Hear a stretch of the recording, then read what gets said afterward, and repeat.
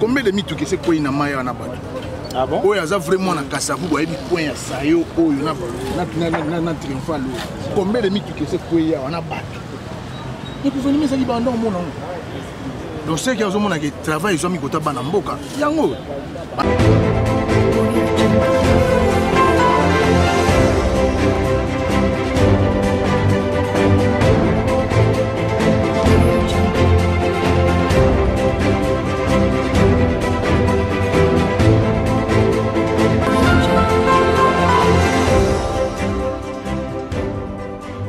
Spécial 100 jours, l'œil du peuple. Bonjour et bienvenue, mesdames et messieurs. Cette émission conçue pour vous permettre de savoir comment les actions du chef de l'État déclaré récemment lors du lancement officiel de ces 100 jours, le programme d'urgence, ces programmes conçus pour réhabiliter certaines avenues et également pour voir comment redorer l'image de Kinshasa et la République démocratique du Congo en général. Parce que la République démocratique du Congo, c'est un pays rempli, garni de beaucoup de richesses, mais également le mal est profond. Le mal est profond depuis plusieurs décennies. La République démocratique du Congo et surtout sa capitale Kinshasa, vraiment ternie par la saleté, également par beaucoup de dépravation et surtout ces pays plutôt, la capitale également, c'est un coin où le reflet du monde entier et surtout ça permet aux visiteurs de découvrir ce grand et beau pays. Et parce que le chef de l'État Alobaki Bongo, désormais la République démocratique du Congo, Erotikala Lisusu na Simate, Kinshasa, label Ozaki Lobby et commis Kinshasa Poubelle. Et aujourd'hui, Tozo a assisté comment Makambo Nyonso Oya Lobaki na Oya Kosalema Boni Eko Tambola. Awa, nous sommes sur Toza, d'ailleurs au croisement des avenues Kasavubu et l'avenue Triomphale. Là, l'artère connue d'ailleurs de tout le monde. Nous sommes dans la commune de Kasavubu. Awa, Mosale Kosalema, Mosale Kosalema, Ponako d'abord. Réhabiliter chaussée ou permettre bato mususu baleka hier à ozaki place ya ba scène ya rosekapé ya pasi mingi parce que vous êtes sans ignorer que avenue Sayo awa mai vu que makadam ezaki susu bien té ba voiture mususu ba véhicule mususu bandeki ko kwea na se et il y avait vraiment ba scène moko vraiment affreuse bando le kama awa et lelo avenue Oyo, Tomoni, Bongo Bako réhabilité, également Bako Sala Pont Oyo, Oyo ko permettre que Maï Ozali ko utana Funa, utana Kasavubu, utana cinquantenaire, Maïwana Nyonso, canalisation d'eau Oyo Bako Sala Awa, et ko permettre Maïwana et Kende si de l'autre côté, total Boni Boni Makambango et ko Tambola Awa, parce que avenue est plutôt ba mai soki ezali bouché awa to ba caniveau ezali bouché yango esalara que ba nani mususu ba canalisation mususu ya mai ebima na balabala soki mbule e bandi ba mai wana ekoka kovanda na ba canalisation wana te ebima tie kota na mapango ebomona ba inondation na makambo mingi otobando mona na Kinshasa et je pense que ezali eloko moko ya malamu d'abord pona ba natif et ba vernaculaire ya commune Oyo ya Kasavubu mais dans ensemble ils allaient bien pour le peuple congolais torota la boni makambo ko tambola lelo ba banda kala mingi te coffrage coffrage bazali ko banda et puis musala ngonde ba bandi lelo tokota la boni ekokende et surtout il faut souligner que ils allaient ko salema sous main d'œuvre ya ba congolais c'est-à-dire OVD société ya biso ba congolais et ko permettre biso ba congolais peut également au bazali ko sala mosala o quand même misusu balongwa la chômage et quand même pouvoir d'achat et mata. Alors tokoko babongo to tika bino na image bota la boni mosala ko salima awa.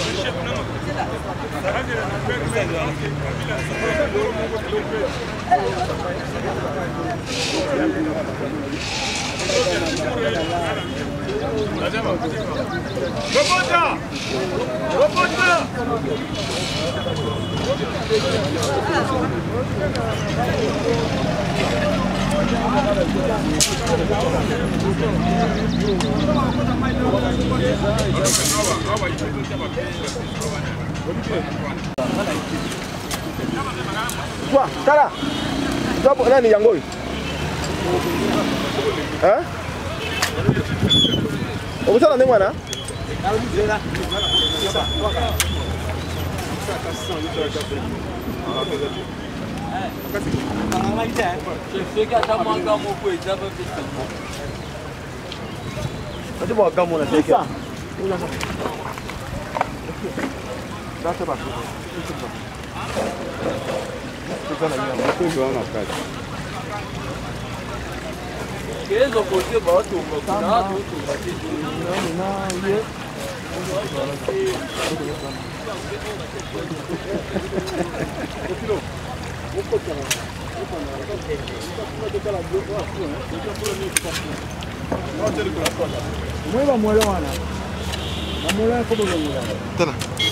Nani? Yango? Kota? Non, tu n'as pas de tout. Kota, tu as droit. Kota? Toi, hein? Kota.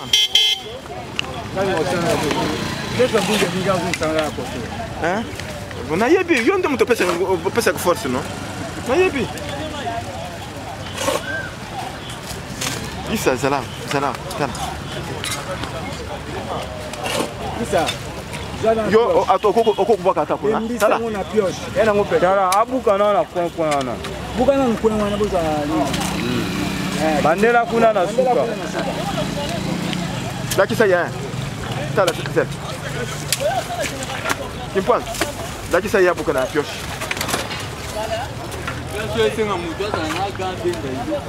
Yo zana gante.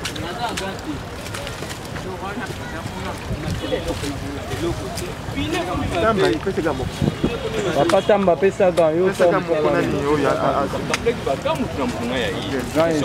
musala potopoto batu basa. Non, c'est net na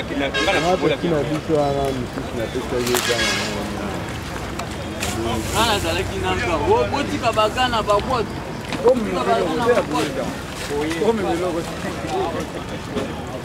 ouais qui choc mais melon que tu as pas mettre pas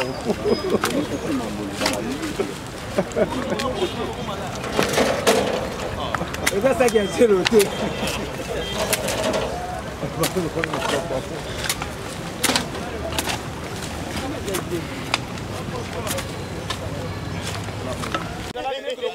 Descendre sur terrain, Toko Koba, Tosoloa, Congolais, de Kombote. D'abord, tout le monde présence Nabino Awa, Ezali en fait Ponani, Awa, Pemel Bas Misala et Kosalema. Awa, Toye Pena, Pona Kotala Misala, Oizo, Bato, VD, Bazo Sal Awa. La surveillance citoyenne de Baloba qui lit au Pemel ya Mosala et Kosalema, Toboni. Yangwana, Tozo surveiller Kaka, tout le monde a dit Bazo Sal Misala. Bon, en fait, l'impression d'abord Nini, certainement aux environs d'ici, Lelo Mosala Bakosala, l'impression d'abord Nini.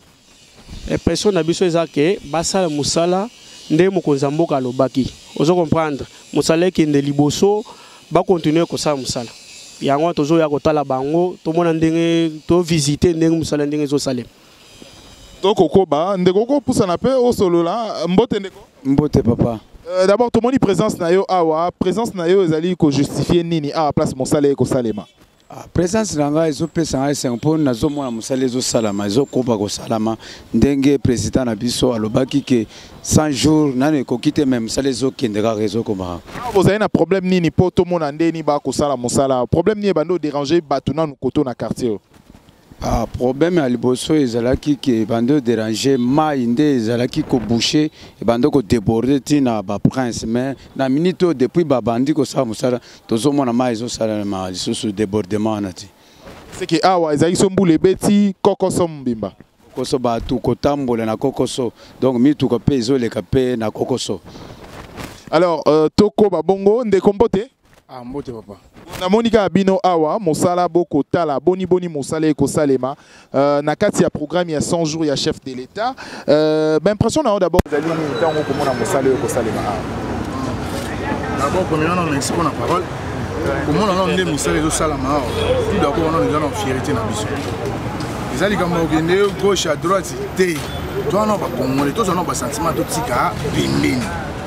Tana yo muto mona pena misala esa mabo. O le kaka na TV popino boza soki bata mopandi songolo. Ko critiquer kaka.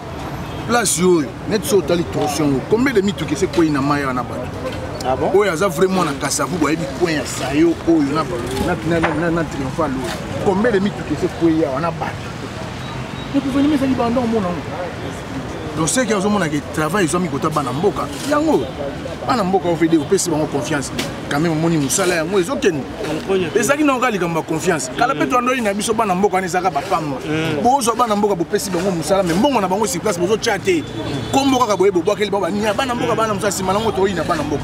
Ah bacheli bango mbongo bacheli bango suivi. Osoki place ni bato baleli kete babandaki musala bakati.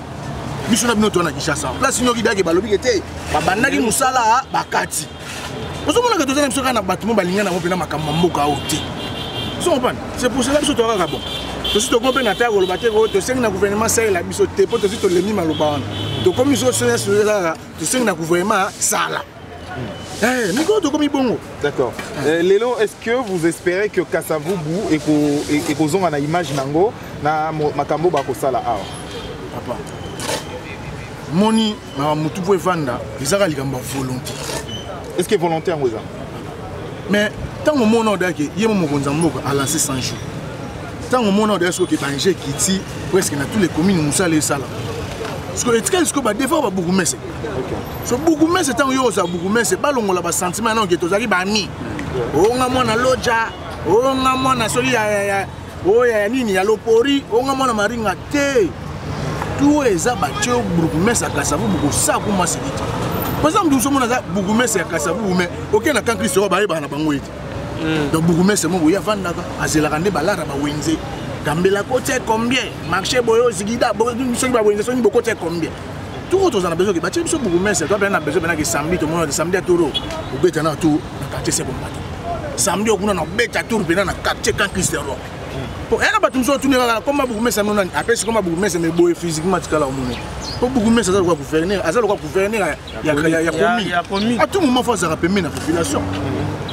Alors merci Toko Koba na édition na biso Toko Tala boni Kasavu Boué Koko Mané Lamba na Ngoya Sika.